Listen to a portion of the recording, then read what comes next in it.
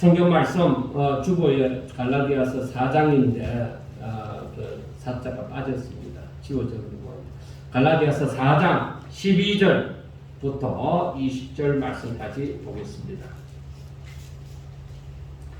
갈라디아서 4장 12절부터 20절 말씀까지 보겠습니다.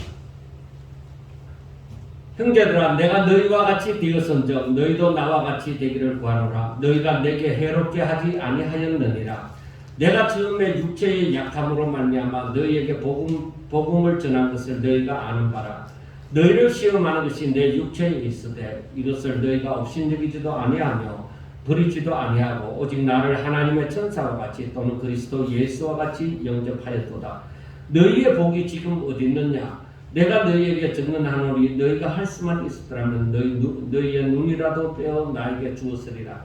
그런즉 내가 너희에게 참된 말을 함으로 원수가 되었느냐? 그들이 너희에게 대하여 열심을 내는 것은 좋은 것이 아니요 오직 너희를 이간시켜 너희로 그들에게 대하여 열심을 내게 하려 함이라. 좋은 일에 대하여 열심으로 사모함을 받으면 내가 너희를 대하였을 때뿐만 아니라 언제든지 좋으리라. 나의 자녀들아, 너희 속에 그리스도의 형상을 이루기까지 다시 너희를 위하여 해산하는 수고를 하노니 내가 이제라도 너희와 함께해서 내 언성을 높이려 하면은 너희에게 대하여 의혹이 있음이라. 아멘. 자, 오늘 이 자리에는 모두 다 하나님을 믿는 사람들이 이곳에 모여서 예배를 드립니다. 그런데 하나님을 믿는 사람들이 이 땅에 살아갈 동안에 최종 목표가 무엇입니까? 자, 나중에는 우리가 천국에 들어간다고 합시다. 예, 그렇게 일상적으로 쉽게 대답하는 그 대답을 빼고 이 땅에 사는 동안에 내가 그리스도인으로서 목표가 무엇이냐? 근데 그렇게는 사람들이 잘 묻지 않죠. 천국을 소망하고 살아가니까 천국을 소망하면서 이 땅에서 하나님의 말씀을 순종하면서 살아간다. 그렇게 일반적인 얘기는 그렇게 합니다. 그런데 이 바울이 오늘 보면 그 19절에서 말씀을 했다시피 그리스도인들의 최종 목표, 그 목표가 무엇이냐? 내 속에 그리스도의 형상이 이루어지는 것이다. 내 속에 그리스도의 형상이 이루어지는 것이다. 쉽게 말을 하면은 나의 삶에서 그리스도의 모습이 보여지는 것이다. 그리스도처럼 사는 것이다. 그러니까 성경 전반에 그 신약, 특별히 신약 성경에서는 성경 전반에 걸쳐서 이것을 얘기하고 있지만은 사람들은 여기까지는 생각하는 사람이 많지가 않습니다.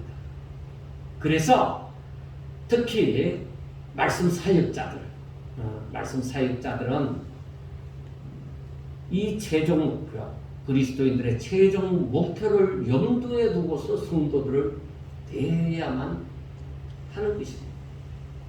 그런데 제가 청년 시절에는 우리가 작은 예수가 되라 하는 말을 많이 했습니다. 작은 예수를 얘기하는데, 그러니까 예수님 새끼다 이거죠. 그러니까 예수님을 닮은 사람들이다. 그래서 작은 예수가 되라고 했는데, 그런데 목사님들이 말씀을 가르치는 사역자들이 이 목표를 염두에 두고 있지 않으면 무엇을 목표로 하느냐? 눈에 보이는 것을 목표로 합니다. 그러니까 우리 교회가 크게 되어져서 성전을 세계에서 최고로 큰 교회로 큰 성전을 짓고 또 우리 교회에 사람들이 많이 모여들 수 있도록 이 성전을 크게 지어놓고 이 성전을 딱 채울 수 있도록 그렇게 목표를 잡는다. 그러한 비전을 가진다. 내가 최고가 되길 바라는 그런 비전을 갖는 거예요. 그래서 우리가 비전이라는 말을 많이 사용을 하는데 그 비전이라는 말이 안 좋은 건 아니에요. 그런데 사람들이 자신의 비전을 가지면서 인간적으로 흘러가는 경우가 너무 많은 거예요.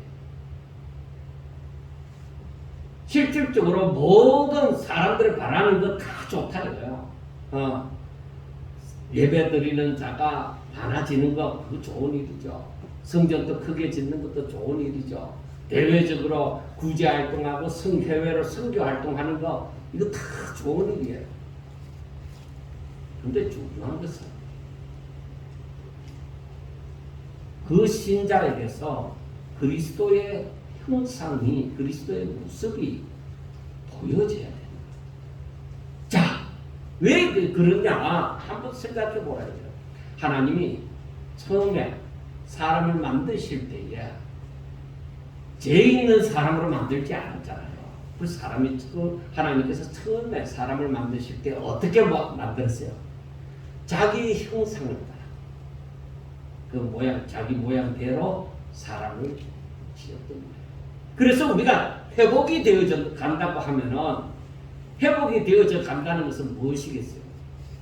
바로 하나님이 처음 지으신 그때로 회복되어져 가는 것이죠.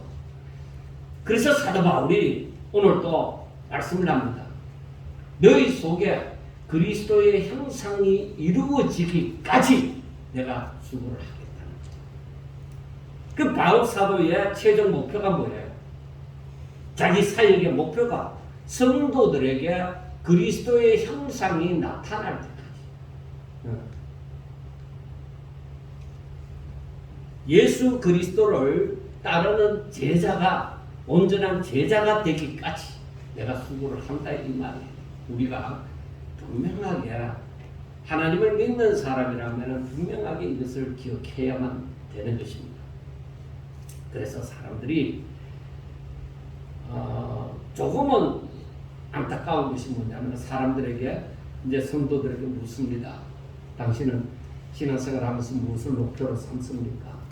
할 때에 내가 열심히 일해서 나중에 10의 1조가 아니라 10의 9조까지도 드리고 10분의 1만 오히려 내가 가지고 살아가는 그런 생활을 하고 싶습니다. 혹은 내가 살면서 돈을 많이 벌어서 성전을 몇 군데 몇 개 짓기를 원합니다. 그런 목표를 가지는 거예요. 그런데 모든 것 어떤 목표를 가지든 하나님 안에서 만약에 하나님의 기쁨을 위해서 그렇게 한다면 다 좋은 것이죠. 그런데 중요한 것은 그리스도인이 되라는 거예요. 그리스도인이 된다고 하는 것은 뭐야? 그리스도를 닮은 자가 되죠. 그리스도가 걸어가신 그 길을 따르는 자가 되어지는 거예요.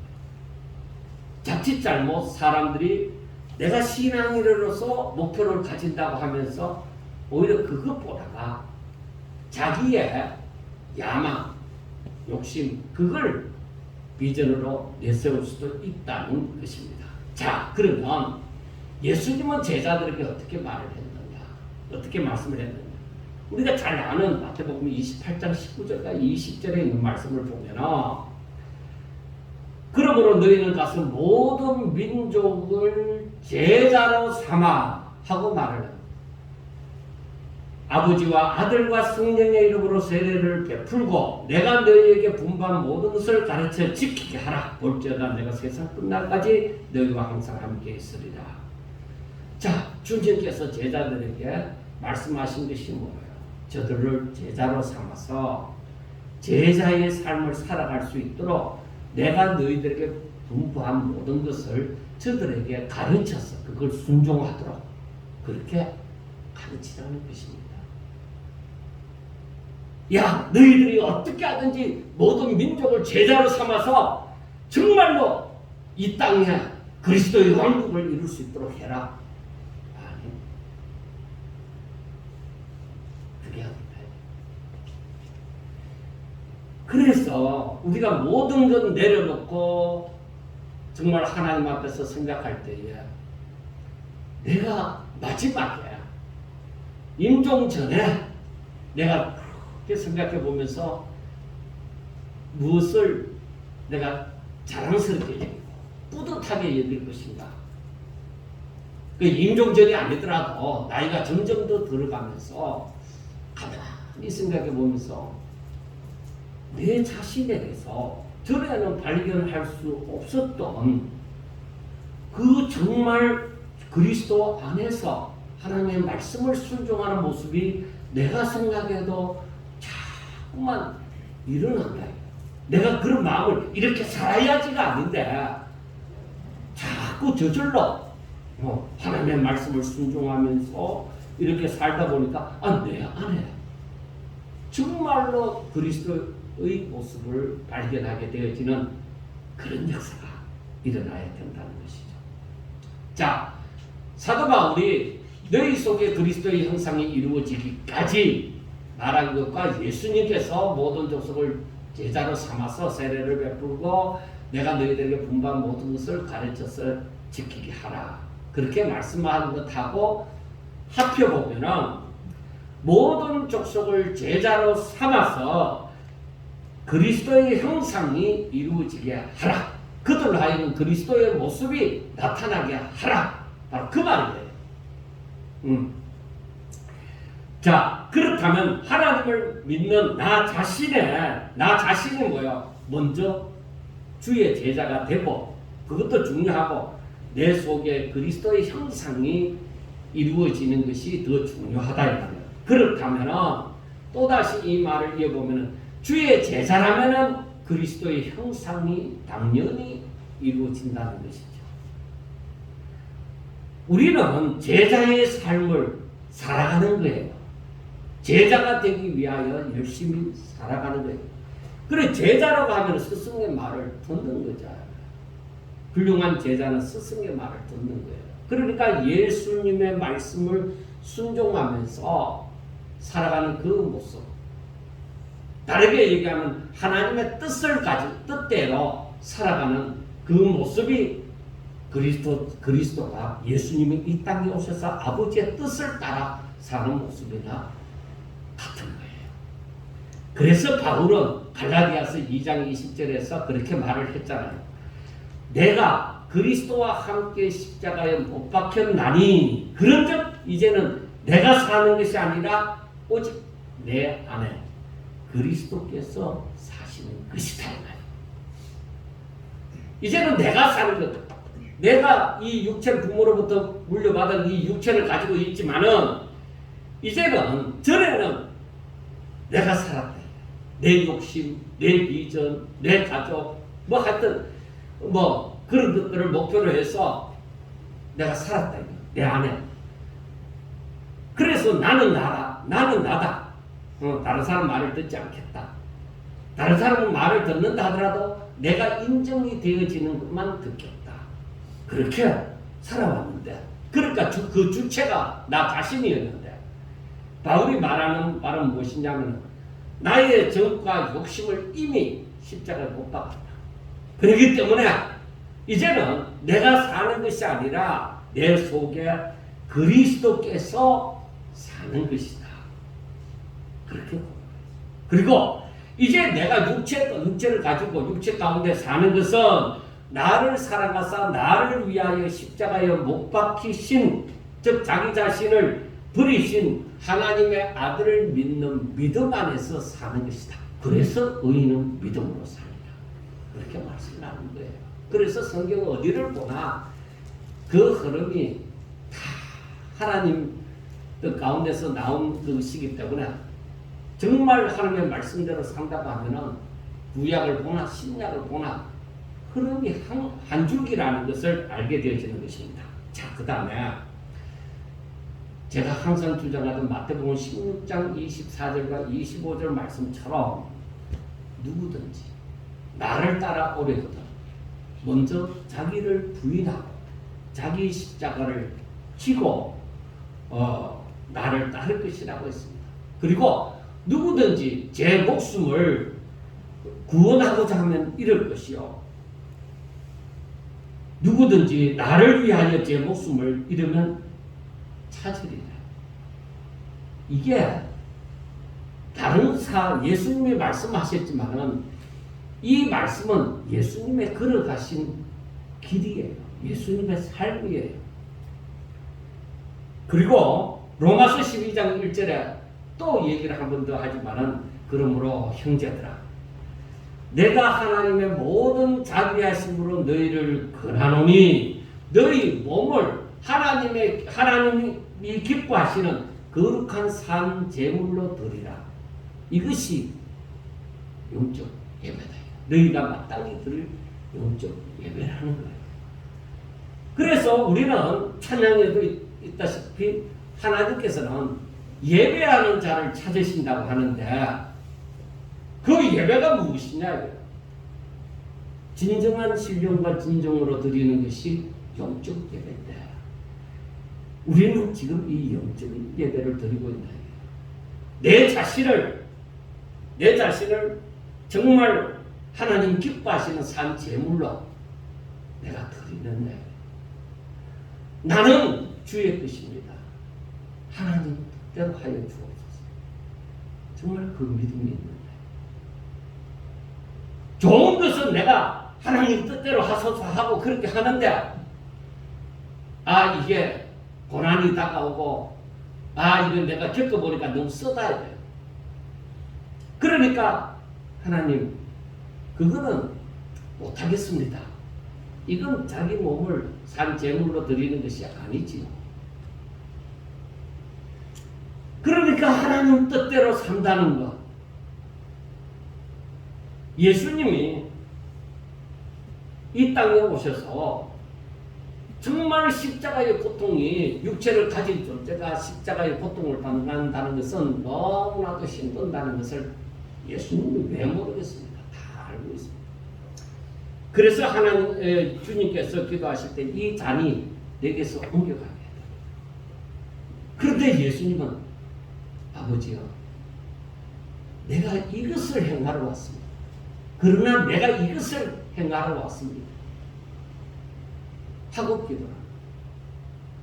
여러분, 육신을 가졌기 때문에 육신의 생각조차 사라진 건 아니에요. 생각은 얼마든지 있습니다. 때리면 아파요. 꼬집으면 아파요. 육신을 가졌기 때문에 그래요.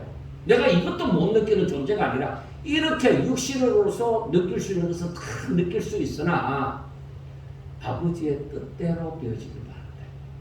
이 육신이 아프다고 해서 힘든다고 해서 그 길을 가지 않으려고 하고 피하려고 하는 것이 아니라 아파서 견딜 수 없으면은 정말로 하나님의 뜻을 생각하고 내가 죽어도 이 길을 걸어가야만 하리니 하나님 힘주세요. 하나님 힘주세요. 걸어가야 된다. 목회자들 때는 간혹 그런 사람이 있을는가 모르지만 성도들 가운데서 그런 삶을 사는 사람이 나오기까지는 너무너무 힘든다 이거야. 왜 그러냐? 나는 사명자가 아니라고 얘기해. 사명받은 사람은 그렇게 살아도 성도들은 나는 사명자가 아니기 때문에 굳이 그 길을 걸어갈 이유가 없는 것처럼 얘기하는 거예요. 이 성경이 바울이나 예수님이나 사명자만 두고 얘기하는 것입니까? 아닙니다. 모든 성도들을 향하여서 말씀하고 있습니다. 굳이 사명자가 아니라도 모든 성도라면 하나님을 믿는 사람이라면 이 길을 걸어갔어야만 되는 것입니다. 그러므로 우리가 믿음이 자라면 내 믿음이 자라면 당연히 자신 가운데 그리스도의 형상이 이루어지는 것입니다. 그 말은 예수님이 걸어가신 그 길을 걷는 것을 당연하게 생각합니다. 오직 예수님께서 십자가를 앞에 두고서 아버지의 뜻대로 하옵소서 내가 이 뜻을 위하여 이 땅에 왔나이다 하는 고백이 우리들에게도 일어나야만 된다는 것입니다. 아주 감사합니다. 자식이 부모를 닮는 것은 아주 당연한 것이잖아요. 그리고 부부도 함께 살면 서로 닮아간다고 얘기하잖아요. 그러면 내 아내, 나를 위하여 십자가에 못 박혀 죽으신, 그리고 다시 살아나신 그 예수님이 내 안에 사신다고 하면, 나는 그를 믿는 믿음 안에서 산다고 하면은 당연히 뭐요? 그리스도가 내 안에 계시니까 부부보다도 더 가까워요. 그러니까 내 가운데서 내가 그리스도를 닮아가는, 내 가운데서, 내 삶 가운데서 그리스도의 모습이, 내 안에 계신 그리스도의 모습이, 그 뜻이 이루어져 가는 것을 발견하셔야만 된다는 것입니다. 여러분, 이걸 심각하게 좀 생각하세요. 제가 서론을 왜 이렇게 길게 하느냐면은 너무너무 중요하다. 정말 너무 중요한 것입니다. 성도가 항상 하나님의 말씀을 순종하기를 힘쓰고 애쓰며 하나님의 영이신 성령을 쫓아 행하면 그리스도의 모습이 점점 더 나타나게 되는 것입니다. 자, 여러분, 성령을 쫓아서 행하라고 하니까 방언하며 예언하며 병자 고치고 그렇게 살아가는 것, 기도 많이 해서 막 부려오는 것처럼 그렇게 살아가는 것을 생각할 수가 있는데 그게 아니에요. 성령을 쫓아 행하라는 것은, 성령은 하나님의 영이신지라, 그리스도의 영이신지라, 진리의 영이신지라, 우리들이 하나님의 뜻을 깨달아서 순종하며 살아갈 수 있도록 연약한 우리를 돕는 보혜사이시다 이 말이에요. 나를 돕는 분이시다 이 말이에요. 그래서 성령을 쫓아 행하지 않고는 내 육신을 가진 존재로서 신앙생활을 똑바로 할 수가 없습니다. 그건 신앙생활이 아니에요. 그래서 우리는 나와 함께 하시는, 나에게 보혜사가 되시는 성령님을 모른다고 하면은 아직까지 어린 나이시나. 살면서 이건 내가 아니야. 내 안에 계신 하나님이 역사하신 거야. 이건 내 힘으로, 내 생각으로 될 수가 없는 거야. 하나님이 나와 함께 하사 나를 인도하여 주셔서, 이 고백이 한두 번 가끔 가다가 나오는 것이 아니라 항상 나와져요.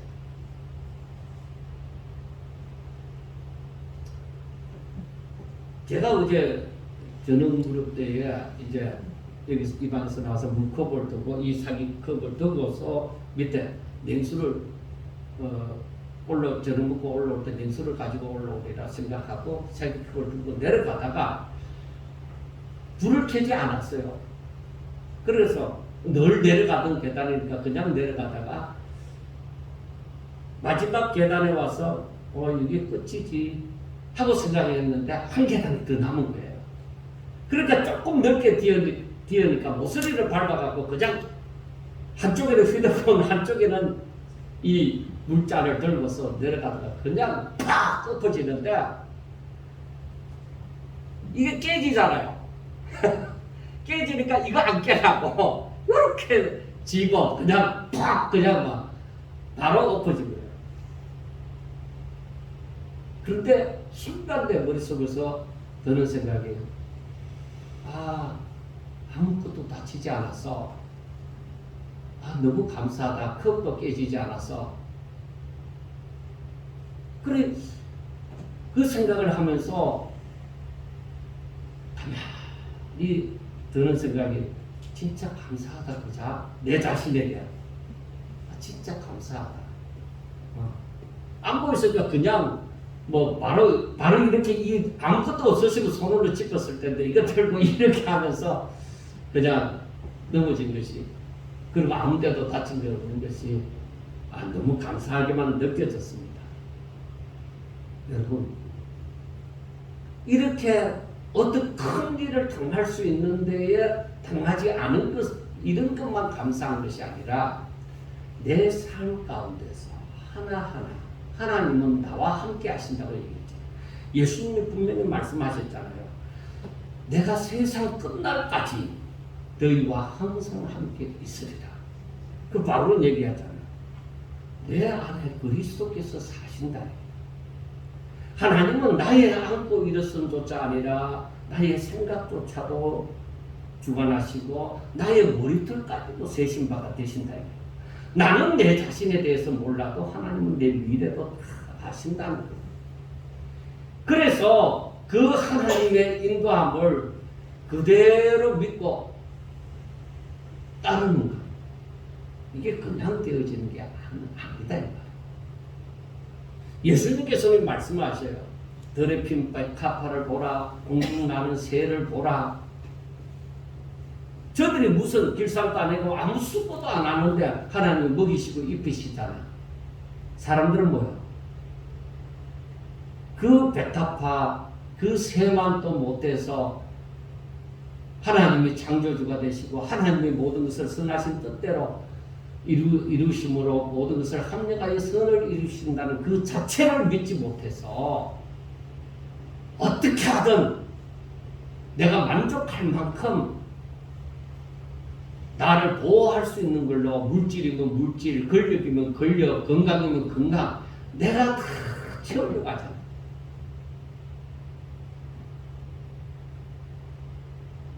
이것이 뭐야? 내가 내려놓지 않는데 내가 버스를 타고도 물건을 들고 있는 것처럼 내가 내려놓지를 못하는 거예요. 그런데 여러분 제가 그 부분을 가지고 어떻게 하면 내려놓겠느냐 어떻게 하면 내려놓겠느냐 하는 것을 그건 한 20년 이상을 제가 고민하면서 성경 보면서 진짜 하나님 앞에 도와달라고 하고 그렇게 기도를 하고 했지만은 그 내 자신이 그 승복하는 데는 그게 쉽지 않아요. 그런데 60 넘어서 내려놓는다는 것이 이런 것이구나. 물론 그 전부터도 조금씩 깨달아가지만 그걸 느끼게 되어졌다. 내가 젊었을 때 이렇게만 할 줄 알았다. 이러한 믿음만 가지고 이러한 상태만 되어졌더라면 얼마나 좋았겠느냐 하는 생각을 하면서 하나님 앞에 감사하게 되어집니다. 왜 감사하게 되어졌느냐? 지금이라 내려놓는다는 것이 오직 내 자신을 부인한다는 것이 무엇인지를 그래서 이 복음 땅에 왔을 때에 설교하면서 자기 자신을 장사하게 하라 그런 말씀을 전했지만은 그러나 내가 내 자신에게 내려놓지 못하는 부분이 염려하고 근심하는 부분이 있었다 이 말이에요. 아무리 찬양하면서 왜 염려하느냐 왜 근심하느냐 하지만은 그 염려와 근심을 내려놓기가 쉽지 않아요. 그래서 저는 더구나 목회자이고 말씀을 가르치는 자이다 보니까 더욱더 고민하는 거예요. 하나님 어떻게 하면 돼요? 물론 다른 부분을 설교하면서 여러분 이러한 세계가 있습니다 하는 얘기까지 해도 그것을 온전히 누려보지를 못하는 거예요. 조금만 맛을 볼 뿐이지 맛보는 거하고 누리는 거하고 다르잖아요. 그래 그걸 누려보지를 못하는 거예요. 그런데 이제는 얘기를 할 수 있는 거예요. 내가 두 발을 그 안에 지금 딛고 산다. 전에는 맛보는 수준이라서 그냥 한 발만 그게 담그는 수준이었다면은 그걸 제가 깨닫고 알겠는 거야. 예수 믿는다는 게 이런 거야. 그래서 하나님 앞에 감사를 하게 되어졌던 것이죠. 여러분 중요한 것은 의식만 따르는 사람들에게는 그 속에 그리스도의 형상이 이루어지지 않습니다. 아름다운 옷을 입었다고 해서 그 사람이 아름다운 사람이 되는 게 아닙니다. 이러한 사람을 두고서 성경은 얘기를 하죠. 외식하는 자. 그렇게 얘기를 하죠. 그러나 예수님께서는 이 외식하는 자들을 향해서 분명하게 말씀을 합니다. 뭐라고 얘기해요? 화 있을진저 외식하는 자들아. 그렇게 얘기해요. 그래서 저 마태복음 23장 13절에 보면 화 있을진저 외식하는 서기관들과 바리새인들이여 너희는 천국 문을 사람들 앞에서 닫고 너희도 들어가지 않고 들어가려 하는 자도 들어가지 못하게 하는도다 하고 말씀을 해요. 자, 여러분, 교회를 다닌 지 수십 년이 되고 직분도 가지고 있으면서 그리스도의 형상을 찾아보기가 아무리 해도 힘든 사람이 있습니다. 서기관이나 바리새인들을, 예수님 당시에 서기관이나 바리새인들이 개망나니처럼 산 거 아니에요. 그 사람들은 적어도 사람들이 존경하고 부러워할 만한 생활을 했어요. 그러나 그 모든 것이 외식이라는 거예요. 의식만 있다는 거죠. 그러니까 바울은 본문에서 말하고 있는 그리스도의 형상을 그 사람들 가운데서 바리새인이나 서기관들 가운데서 저들은 사람에게 존경할 만하고 사람들이 부러워할 만한 사람이지만 그 속에 중심이 없는 자들이에요. 그래서 그 속에서는 그리스도의 형상을 발견할 수가 없습니다. 그 사람들이 목사이고 그 사람들이 장로이고 그 사람들이 권사이고 중요한 선교단체 위원장이고 할 수 있습니다. 그러나 그 속에 그리스도의 형상이 보여지지 않는다는 말이에요. 외식이라는 것 자체가. 그래서 바울 당시에도 특히 오늘 본문에 나오는 갈라디아 지역의 성도들에게 할례를 말하고 율법을 지켜야 된다고 말하므로 저들로 하여금 복음을 속히 떠나게 만드는 사람들은 아무리 삼위일체 되신 하나님을 언급하고 하더라도 저들이 구제를 열심히 하고 저들이 11조도 잘하고 저들이 외식적인 모습을 의식을 다 갖추었다 하더라도 저들은 잘못됐다는 것입니다. 그러나 사람들이 볼 때는 저들이 잘못됐다고 생각하지 않습니다. 저들의 말하는 것이나 저들의 모습은 정말로 거룩한 사람같이 보여진다 이 말이에요. 자, 여러분, 갈라디아 사람들이, 갈라디아 지역의 그 교회 성도들이 그냥 넘어간 거 아니에요. 그 사람들한테 적어도 그런 모습이 보여지니까 수긍이 되어져서 넘어간 거예요. 그런데 중요한 문제가 있습니다. 갈라디아 지역의 사람들이나 예수님 당시에 그 서기관이나 바리새인을 따르는 사람들이 왜 저들을 따랐을까? 왜 저들의 말을 듣고 따랐을까 하는 것입니다. 예수님 당시에도 뭐요? 나중에 예수님을 십자가에 못 박으라고 외칠 때 그때 그 순간에 예수님을 따르는 사람이 거의 없었다. 다 뭐요? 바리새인이나 서기관 제사장들 편에 서버렸다는 것입니다. 자, 여기 갈라디아 지역 교회의 사람들도 몇 명만 그렇게 되어진 것이 아니라 바울이 염려하고 걱정하는 것은 저들이 거의 다 넘어갔다는 얘기입니다. 그래서 바울이 이만큼 안타까워하는 거죠. 자, 이 사람들이 이렇게 넘어간 사람들이 미혹을 받아서 넘어간 사람들이 무엇으로 판단해서 그렇게 넘어갔느냐? 자, 특히 갈라디아 지역의 성도들은 처음에 바울이 연약함을 가지고 그 갈라디아 지역에 갔을 때에 저들은 이 바울을 적어도 업신여기지도 않아하고 버리지도 않아하고 천사와 같이 또는 그리스도 예수와 같이 영접했습니다. 그래서 바울의 연약함을 두고서 자기들의 눈이라도 빼줄 만큼 그만큼 바울과의 관계성이 있었습니다. 그런데 어떻게 해서 넘어갔느냐는 것입니다. 바울이 그곳에 계속적으로 있었지 않았기 때문입니다. 바울은 전도 사역을 위해서 또 다른 지역으로 갔지요. 그런데 그 이후에 거기에 있는 유대인들 율법주의자들이 바울이 가고 난 다음에 이들에게 여러분들이 예수님을 믿더라도 할례를 받고 우리 유대인들처럼 우리 조상 때부터 해가 온 것처럼 할례를 받고 모세의 율법을 지켜야만 구원을 받습니다.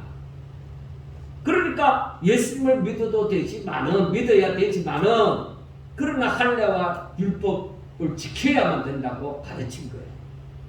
그러니까 다른 복음이라고 얘기한 거예요. 자, 여러분들 잘 들어보세요. 바울의 복음, 바울이 전하는 복음을 들었을 때는 이들은 예수님을 영접하고 믿음의 시작이 가지고 갔습니다.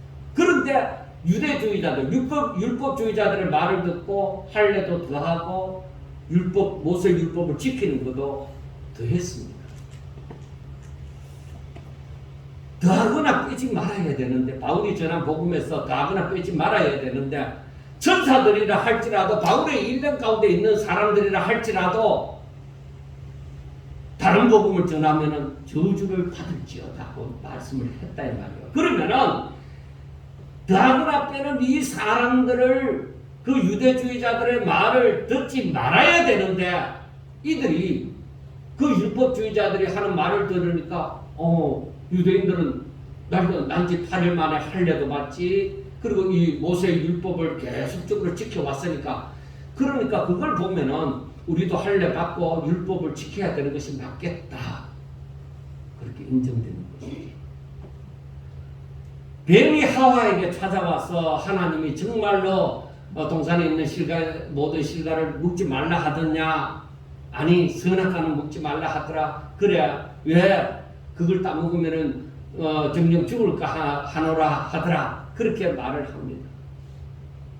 하와가 하나님의 말씀을 분명히 듣긴 들었지만 제대로 알고 있지 않음으로 말미암아서 하나님이 말씀하신 그 뜻을 제대로 알지 못함으로 말미암아 그 명령을 어겼습니다. 불순종했습니다. 결국에는 어떻게 되어져요?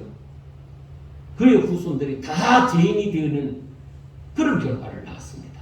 여러분 잘 생각하셔야 됩니다. 성경이 어떠하냐? 성경이 무엇을 말하느냐? 어떤 유명한 목사님이 얘기해서 그렇고 뭐 저 미국에 책을 수백 권이나 쓰는 신학자가 말을 했고 아니 누가 말을 했더라? 성경이 아니라 하면 아닌 거예요. 그런데 오늘날에는 사람을 중심으로 보는 것이 아니라 외적으로 내 눈에 보이는 대로 판단을 해버리는 거예요. 그리고 내 생각으로 판단을 하는 거예요. 성경을 가지고 성경이 어떠하냐 그걸 갖고 판단하는 것이 아니라 내 생각 그리고 눈에 보이는 대로 그렇게 판단을 하는 것입니다. 자, 우리가 알아야 되는 것이 율법주의자들도 그 율법을 모세가 전한 그 율법을 충분히 이해하지 못하였고 갈라디아 성도들도 바울에게서 들은 복음을 충분히 이해를 하지 못하였으므로 제대로 된 판단을 할 수가 없었던 것입니다. 그래서 오늘날 중요한 것이 신앙생활을 하는 사람들에게 중요한 것이 무엇이냐? 성경이 어떠하냐? 그래서 성경을 자꾸 찾아서 읽고 묵상하고 하나님의 뜻을 발견해야 되는 거예요. 그렇지 않으면 사람들이 분명히 교회 안에 있을 때는 믿음으로 아멘 하고 있는데 교회 문만 나서고 나면은 자기 생각으로 돌아갑니다. 그래 우리가 하나님을 믿는다고 하면 이래서는 안 되지 하면서 자기들 생각대로 이렇게 살아야 되는 거야. 그렇게 판단하고 가버린다는 거예요.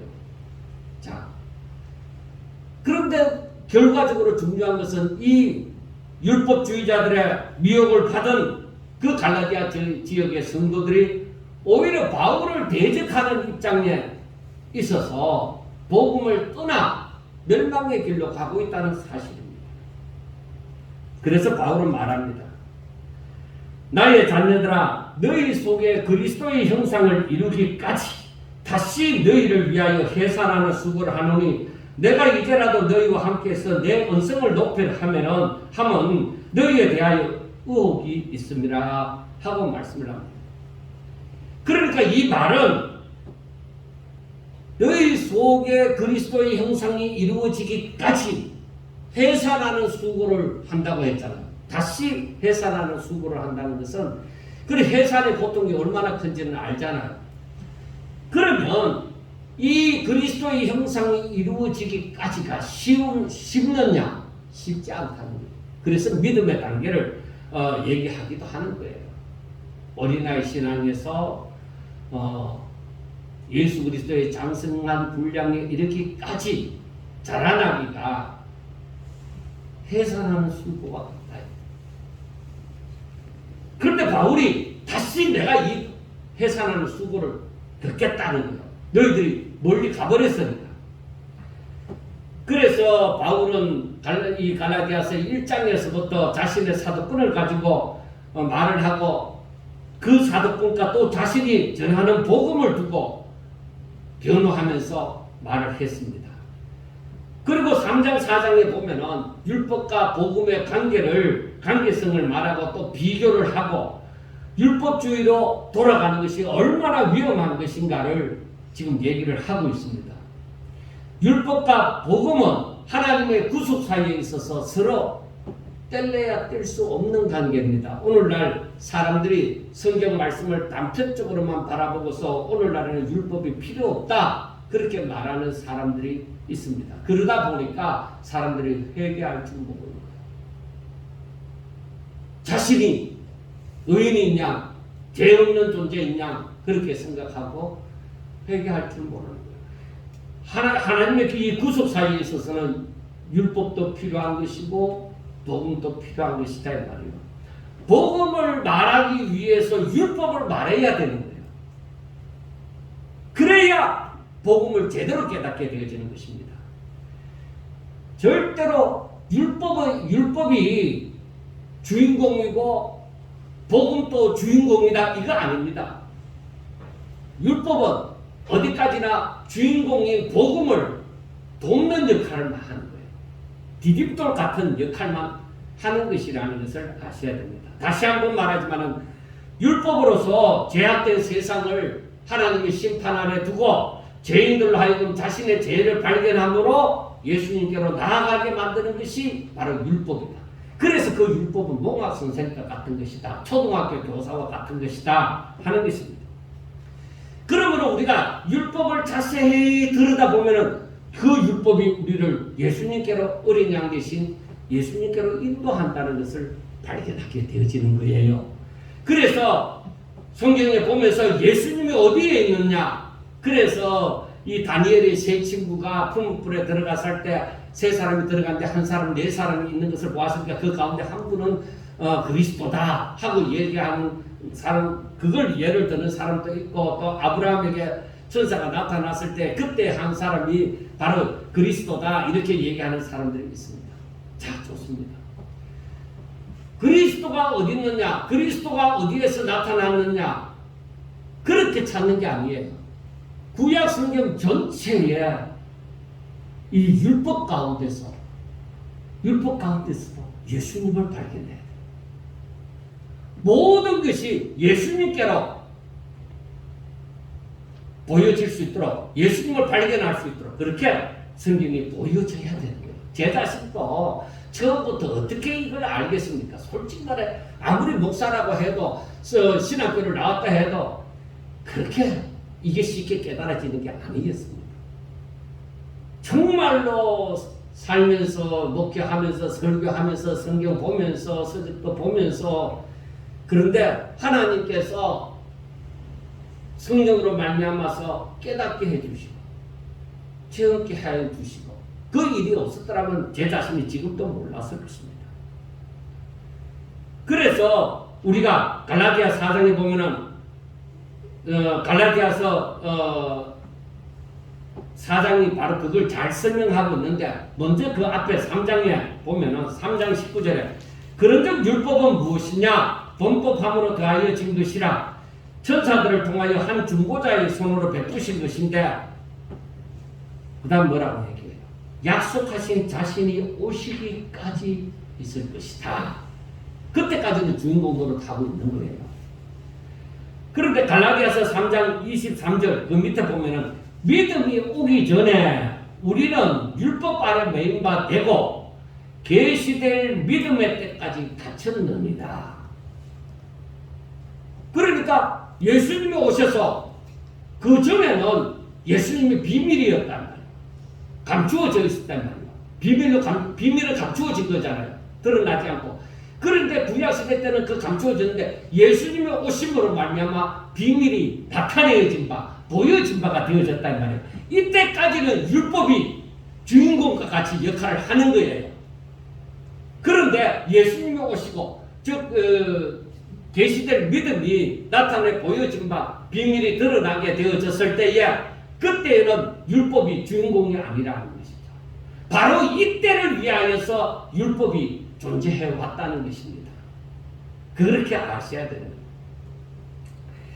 그러니까 희미하게 보여졌던 것이 이제는 밝히 보여지게 되어졌다는 것이에요. 그래서 4장에서 한 번 더 설명하고 있습니다. 유업을 이을 자, 즉 하나님의 택한 백성이라도 복음을 온전히 깨닫지 못하였을 때는 종이나 다름이 없다. 그래 여러분 이거 잘 하셔야 돼요. 사람들이 말한다고 다 말이 아니에요. 유업을 우리가 하나님의 택함을 받고 부름을 받았다 할지라도 즉 이 유업을 이을 자가 되어졌단 말이에요. 상속자가 되어진 신분을 갖고 있는 거예요. 그런데 내가 복음을 제대로 깨닫지 못하고 내 신앙이 어려서 아직까지도 육체 가운데 거할 때는 내가 뭐예요? 진정한 이 상속자의 역할을 감당 못하는 거예요. 그래서 율법 안에서는 믿음의 확실성, 이 비밀을 확실하게 깨달아 알기 전에는 율법이 그에게 교사와 같은 역할을 하는 것이죠. 그 가운데 알지 못하면 율법의 종살이를 하는 것이죠. 그러나 때가 되어져서 진정 저를 돕는 분이 나타났으니 그가 예수님이에요. 그러니까 하나님께서는 이 장차 자기의 사랑하는 이 백성들에게 사람들에게 그 계시를 나타내 보여주기까지는 감추어졌어요. 그러나 예수님이 오셔서 완전히 나타낸 바 되어졌잖아요. 이제는 이 복음을 깨닫고 하나님의 자녀된 삶을 살아갈 때는 뭐예요? 이제는 상속자로서의 역할을 하게 되어진다는 말씀이 4장 서두에서 나오고 있습니다. 그러므로 이제 상속자라는 것을 확실하게 알고 내가 이 유업을 이을 자로서의 삶을 살아갈 때는 복음을 온전히 깨달았을 때는 다시는 내가 율법으로 안 돌아가잖아요. 다시는 율법으로 내가 왜 종사를 하러 가느냐. 자유자가 되어졌는데 그래서 그것이 4장 후반부에 그 사라와 하가를 비유로 해서 말씀을 하고 있는 것이죠. 그래 이것을 한 번 더 8절과 9절에서 보면은 4장 8절과 9절에서 보면은 그러나 그때는 하나님을 알지 못하여 본질상 하나님이 아닌 자들에게 종노릇 하였더니 자, 한번 다시 그때는 하나님을 알지 못하여서 본질상 하나님이 아닌 자들에게 종노릇 했고 이제는 너희가 하나님을 알 뿐만 아니라 하나님께서도 너희를 아신 바 되었거늘 어찌하여 다시 약하고 천박한 초등 학문으로 돌아가서 다시 그들에게 종노릇하랬느냐. 너희들이 이렇게 복음이 나타나는데 너희들이 믿음을 가졌는데 이제는 율법 아래 종노릇 할 거 없다 이 말이에요. 바로 너희 이때를 위하여 너희들의 이 믿음이 바로 확실하게 나타날 때를 위하여서 그 율법은 그 역할을 했을 뿐이다 이 말이에요. 너희들이 평생 율법을 따라서 살려고 하는 것이 아니라 그래서 여기에서 너희들이 전에는 모를 때는 그에 따른 종노릇 했다 이 말이에요. 그런데 이제는 너희들이 하나님을 알 뿐만 아니라 하나님께서도 너희들을 아신 바 되어진다 이 말이에요. 자, 어릴 때는 하나님을 잘 알지 못함으로 하나님이 아닌 자들에게 종노릇 했다고 하더라도 이제는 하나님을 아는 입장에서 다시 하나님이 아닌 것들에게 종노릇 할 필요가 없다는 것입니다. 하나님을 모를 때는 초등학문이라도 대단하게 보였어요. 그러나 하나님을 알고 나니 초등학문은 약하고 천박한 것이구나. 이걸 알게 되죠. 그러니까 눈으로 보이는, 육의 눈으로 보이는 것과 신령한 눈으로 보이는 것과 이 비교를 할 때야 비교 자체가 안 된다는 것이죠. 그러니까 하나님을 알아가면 알아갈수록, 하나님의 지혜를 알아가면 알아갈수록 세상의 것이 천박하게 보여지는 것이죠. 자, 그렇다고 해서 예수 믿는 사람들 보고 학교도 다니지 말고 성경만 읽고 그렇게 살아라 하지는 않잖아요. 그 과정을 거쳐서, 어린 신앙을 거쳐서 장년의 신앙, 예수 그리스도의 장성한 분량이야 이렇게 되어지는 거잖아요. 자, 여러분, 하나님을 알고 모르고는 이렇게 엄청난 차이, 저와 여러분들이 하나님을 믿는다고 하면서 아직도 초등학문에 세상의 것 때문에 매여 있다면 이 엄청난 차이를 알지 못합니다. 그러나 하나님을 알므로 하나님을 점점 더 알아갈 때는 뭐야? 하나님의 계획과 섭리가 보여지는 거예요. 그래서 성경을 읽으면서 이제는 그 계획과 섭리가 내게 보여지니까 이게 해석이 저절로 되어져 가는 것이죠. 그 다음에 복음이 이거구나. 구약 성경을 읽으면서도 복음이 이거구나.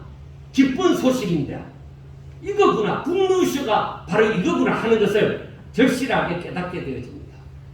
자, 그렇지만은 아직도 교회를 다니기만 하고 하나님 앞에 자기 소원을 기도만 하고 진정 하나님을 알지 못하는 삶을 살고 있다면 믿음은 자라지 않습니다. 우리의 선배 목사님들이 이 부분에 있어서 알았다고 할지라도 사람들이 원격 우리나라 같은 경우 어렵게 살다 보니까 예수 믿으면 복받고 예수 믿으면 건강해지고 예수 믿으면 사업도 번창하고 뭐 자식들도 잘 되고 이런 거에 치중하다 보니까 기복주의라는 소리까지 듣게 되어지는 거예요. 자, 그런데 여러분, 그래서 우리 오늘날 수많은 성도들이 있지만 성장한 믿음을 가진 성도가 부족한 게 아니라 잘 발견을 할 수가 없는 거예요. 여러분, 그것을 확실하게 우리는 보여줘야 돼요. 사람들에게 보여주려고만 하는 것이 아니라 이제 5장에 가면 나오지만 이 열매로 사람들은 보게 되어지고 하나님은 뭐야? 기뻐 받으신 바가 되어지는 거죠. 하나님이 인정해 주시는 성도가 되어지는 것이에요. 그게 참 중요합니다. 자, 제자의 삶, 그리스도의 형상이 그에게 이루어진다고 하면은 복 있는 자들. 그러나 외식하는 자들, 아직까지도 하나님을 제대로 알지 못하고 하나님의 계획과 승리를 제대로 깨닫지도 못하고 복음이라는 것을 이론만 알고 아직까지 복음이 자기의 삶에 미치지 않을 때는 그 사람은 성장하지 않습니다. 교회의 규칙이나 전통이나 이런 것을 많이 안다고 하더라도 그 사람 신앙이 성장하는 건 아닙니다. 그런 사람들은 사탄의 미혹에, 어려움이 일어났지만 사탄의 미혹에 빠지게 되어집니다. 바울이 함께 할 때는 정말 목숨이라도 바칠 것 같은 삶을 살지만은 바울이 떠나고 나서 다른 율법주의자들이 와서 미혹을 하니까 그냥 넘어가 버린단 말이에요. 그러니까 복음을 확실하게 깨닫고 내 중심에 딱 서 있어야 된단 말이에요. 그래야 다른 복음이라고 했기 때문에 분명히 복음을 전하는 것 같은데 틀렸다는 것이에요. 그러니까 우리가 하나님 얘기만 하고 뭐 믿음 얘기만 하면은 다 옳다고 생각하면 큰 착각입니다. 자, 그러니까 이 갈라디아 성도들이 흔들리는 원인이 무엇이었습니까? 바로 하나님을 잘 알지 못하기 때문이요, 복음을 제대로 깨닫지 못함으로 좋을 때는 잘 믿는 것 같은데 힘들 때는 뭐요? 자신의 생각을 따라서 세상을 의지하게 되어진다 이 말입니다. 여러분 분명하게 아셔야 됩니다. 이건 너무나도 중요한 거예요. 사랑하는 여러분, 믿음은 내 생각을 따르는 것이 아니라 전지전능하신 하나님, 그리고 선하신 하나님, 그리고 우리를 너무나도 사랑하시는 하나님의 말씀을 순종하는 것입니다. 그러므로 하나님의 약속을 붙잡고 하나님의 말씀을 오직 믿음으로 순종하는 것인데, 하나님을 믿는다고 하는 사람이 아직까지 세상 것에 내 마음을 가져오지 못하고 그 세상 것에 마음을 두고 살면은 이런 성장은 이루어지지 않습니다. 그리고 저들은 항상 흔들리는 삶을 살게 되죠. 교회를 다니니까 아이고 믿음으로 살아야 되는데, 아이고 이런 것도 헌금을 해야 되는데, 이런 것도 봉사해야 되는데 하면서 뭐 왔다리 갔다리 하는 거예요. 할 때도 있고 못할 때도 있고 중심으로 또 못할 때도 있는 것입니다. 그래서 바울이 확실하게 말합니다. 28절과 31절 갈라디아서 4장 28절과 31절 보면은, 형제들아 너희는 이삭과 같이 약속의 자녀라. 그러나 그때 육체를 따라 난 자가 성령을 따라 난 자를 박해한 것 같이 이제도 그러하도다. 그러나 성경이 무엇을 말하느냐? 여종과 그 아들을 내쫓으라. 여종의 아들이 자유 있는 여자의 아들과 더불어 유업을 얻지 못하리라 하였느니라. 그런즉 형제들아 우리가 여종의 자녀가 아니라 자유 있는 여자의 자녀니라. 사랑하는 여러분, 신앙생활 하면서 내 속에서 자꾸 세상을 사랑하는 마음, 세상의 것을 내가 내려놓지 못하는 마음이 일어날 때에 하갈과 그 여종을 내쫓으라고 말씀한 것처럼 그러한 세상에 속한 것들을 자꾸 내서 쫓아보내요. 나이 들어가면서 신앙생활을 해가면서 이러한 성장이 일어나야 되는 거예요. 이것을 믿지 못하고 자신을 미혹하여 다른 복음을 따르게 하는 자들은 그들의 행실이 우리 마음을 훔칠만 하다고 할지라도, 다른 복음을 가르치는 사람들은 결국에 가서는 사람들 앞에 구제도 많이 하고 착한 일도 많이 하고 모든 것을 바라볼 때에 기도도 많이 하는 것 같고 성경도 많이 읽는 것 같고 다 좋아 보인다 이 말이에요. 누구보다도 신앙생활을 잘하는 것 같다 이 말이에요. 그렇게 보여지니까 사람을 미혹을 했던 것이죠. 그래서 저들이 사람들을 향해서도 열심을 품고 찾아가고 뭐 어떻게 합니다. 그런데 그들의 목적이 뭐였다는 것이죠. 그들의 목적이 사람들로 하여금 이제 자기를 위하여서 열심을 내도록끔, 자기의 뜻을 따라서 다른 복음을 쫓아갈 함께 열심을 내도록끔 하는 것입니다.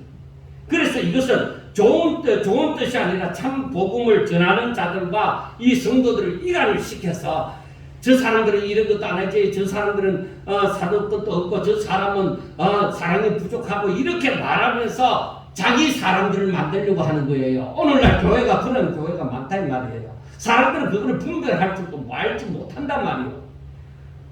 뭐가 참 복음이고 뭐가 다른 복음인지 그것도 구별을 못하는데 얼마나 그 사람들을 미혹하기 좋겠어요. 여러분, 마지막에 가면은 일어나는 일을 분명하게 보세요. 마지막 때 일어나는 것은 이런 미혹한 자들이 여기저기서 나타난다고 했습니다. 자, 그러므로 우리가 신앙생활을 하면서 하나님이 어떤 분이신지 확실하게 알고, 하나님이 그 대초부터 계획하신 바, 그 계획과 그리고 어떻게 승리해 가시는지 그것을 확실하게 알고, 가장 중요한 것은 복음을 확실하게 깨달아 알아서 조금도 흔들리지 않는 신앙으로 오직 하나님께서 기뻐하시는 하나님의 거룩한 자녀가 되어져서 내 안에 그리스도의 형상이 이루어지기까지 내 생각이나 뜻이 오직 목표가 오직 그리스도 안에서 다 나타나는 진정한 그리스도인,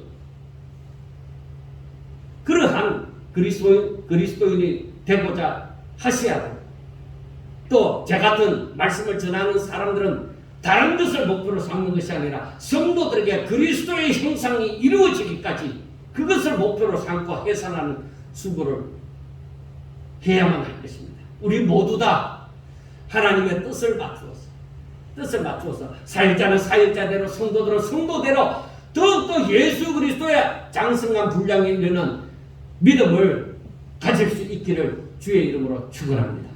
기도드리겠습니다. 하나님 감사합니다. 연약하고 부족한 종들에게 이렇게 하나님께서 하나하나 깨닫게 하여 주신 것을 감사합니다. 사랑하는 성도들이 하나님을 향하여 눈을 들고 오직 하나님의 기뻐하신 뜻대로 간구할 때 하나님 응답하여 주시옵소서. 저들이 오직 주 안에서 모든 근심과 걱정을 내려놓고 오직 하나님의 말씀을 쫓아 잘 순종할 수 있도록 주여 축복하옵소서. 예수님 이름으로 감사하며 기도드리옵나이다. 아멘.